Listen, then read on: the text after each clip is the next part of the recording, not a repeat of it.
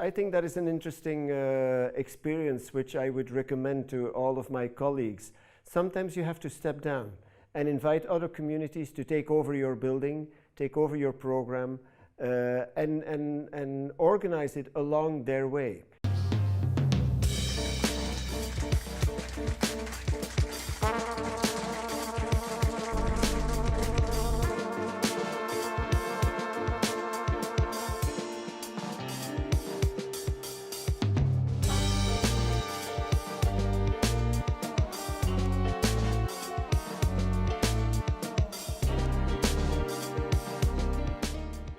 So I've been working within the field of music and particularly jazz since the second half of the 80s. As I was working in an art center, Vooruit, in Ghent in Belgium, as a music programmer for 25 years.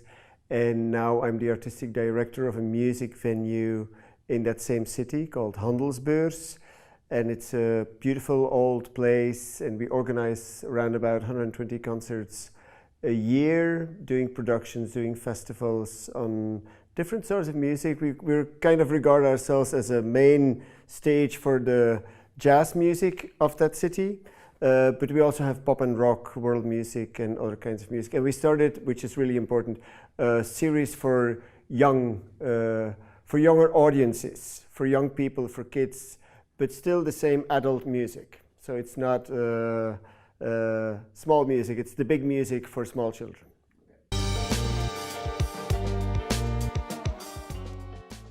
Well, I went first to Istanbul. I'd never been to Istanbul. It was during a Europe Jazz Network General Assembly, and I discovered the scene, and Mehmet, the late Mehmet Ulu, was kind of my guide into the music scene.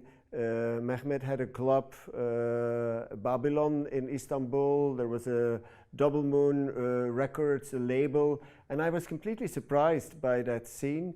And Ghent, the city where I come from and where the venue is, has an important migration, Turkish migration. There's a lot of Turkish people or people with a Turkish descendants living in Ghent. So I thought it would be interesting because there's not a lot of that Turkish underground music presented in Ghent. So I had the idea of starting a Turkish festival, which we call the Istanbul Express Festival.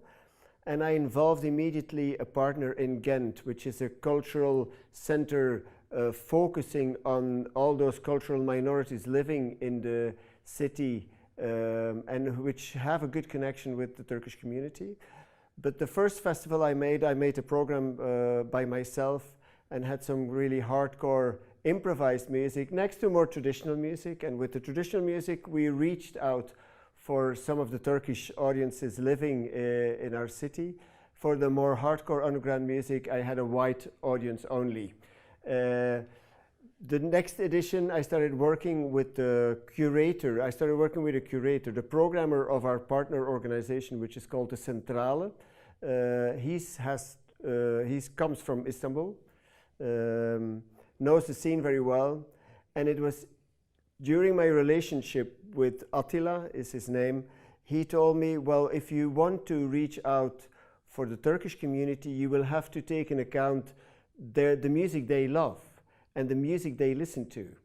And it's of course interesting to bring a hardcore Turkish jazz band from Istanbul, but they don't know that music and they will not come.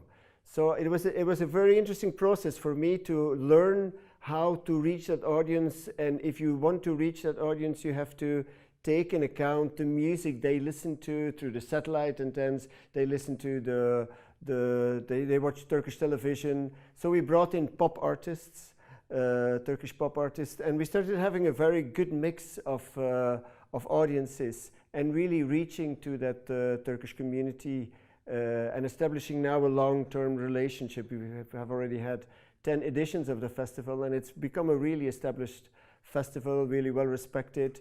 And for the Turkish community to come to our venue has become something really normal. They dance, they feast, and the way they experience music is so much more lively than the way we Northerners are kind of reserved, and they're very festive in their appreciation of the music. So it's been really well It's been a great experience, but for me especially to learn how to work with cultural diversity and still with challenging music.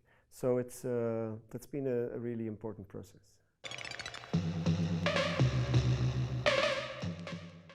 I started knowing that we as a programmer, artistic programmer in a venue, sometimes we always think like, okay, we have to be the forefront, it's our program and it's the musicians we cherish.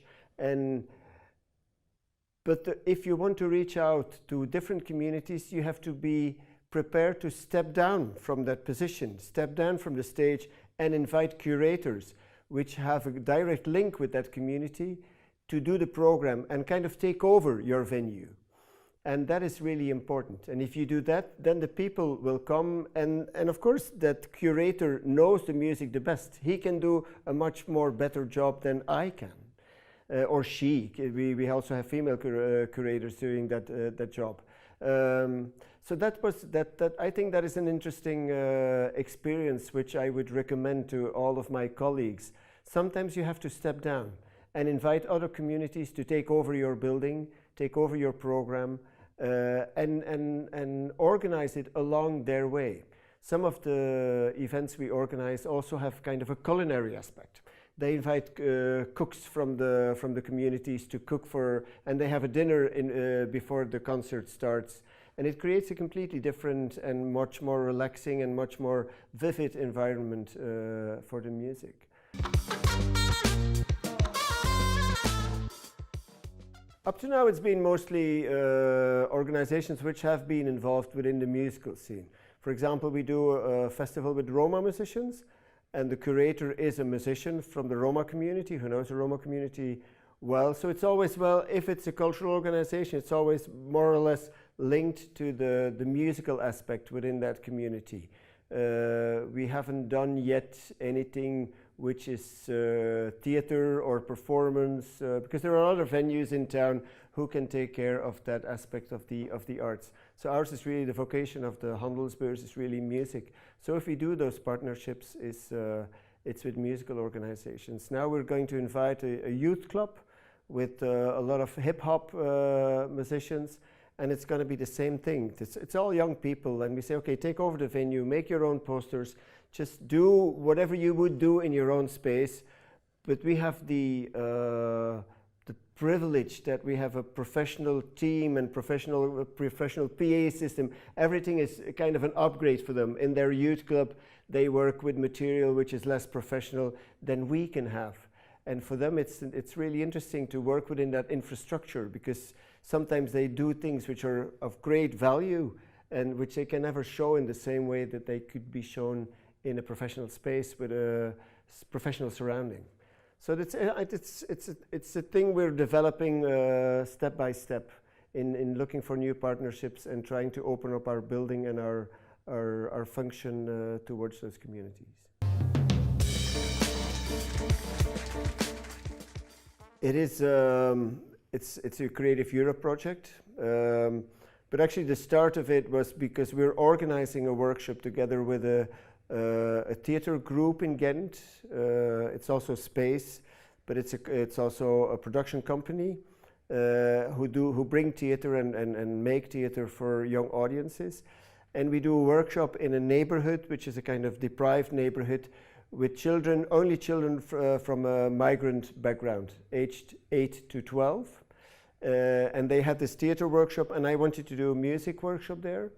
And we engaged some professional musicians to work with the children, and it's been an intense, very intense process, because these children, they're not used to participate in cultural events.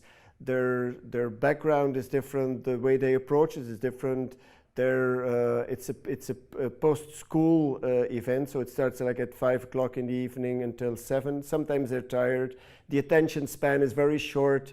So as a musician, you have to use all the skills you have to get their attention and to have that, it lasts for 1.5 hours, to keep that going. And they develop new methods to make this as exciting as possible. And from that, we wanted to learn are there other experiences in Europe with our partners within the European Jazz Network? So we made a call out to everybody and said, okay, we want to create a project to exchange expertise, and that project is called Playground and has now received money from the European Community. And we have 5 partners, all different projects. There is the East Norwegian Music Center, who is working mainly with professional musicians and refugees. There is the partner TAM in Italy, working with children because of the earthquake that happened a couple of years ago. Complete villages got wiped out, and now they've created these kind of container villages which have no social cohesion whatsoever. So these kids don't have a square to play, or it's like a very artificial neighborhood. And through the music, they try to create a more social bond with those kids. There is Cluj in Romania, Jazz in the Park Festival, which work with Roma children.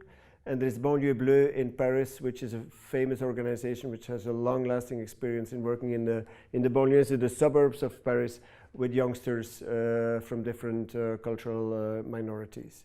And then Handelsbeurs with our experience with that workshop. It's different experiences, and we put that expertise together, create, organize meetings to talk about methodology, to talk about the practices we have, but also open that up to EGN, but also other organizations, bigger organizations. There is, for example, an organization, Social Impact of Making Music, which is more a research organization on an institutional level, which is a partnership. And there's academics, and we'll organize 2 conferences, main conferences, one in Paris and one in Ghent. And in the meanwhile, we'll having, now it's been all online, unfortunately, having small meetings with musicians and pedagogues on how we can approach music as a method to help children within a certain social context and community. It's not a common thing, and there is not, for me, there's not enough professional musicians already involved in that. It used to be organized on a very too much educational level. Because I think the most important thing, especially if you're talking about kids with migrant backgrounds, is that they can just enjoy themselves through music. They don't necessarily have to learn music or learn to play an instrument. They just have to participate in an event which makes them happy and gives them kind of resilience and some self-esteem. That's the most important thing, but mostly that they just play together, learn to respect each other, and music is a kind of how do you call this? A carrier to do that. It could be theater, it could be music, it could be visual arts, but music is an easy one because there's no language involved. It's something which everybody has some rhythm, everybody has a background in music, young people listen to music. So as a teacher, as a musician, if you know a bit all these elements and you can play with that, but you need to be a really good musician and pedagogue to do that.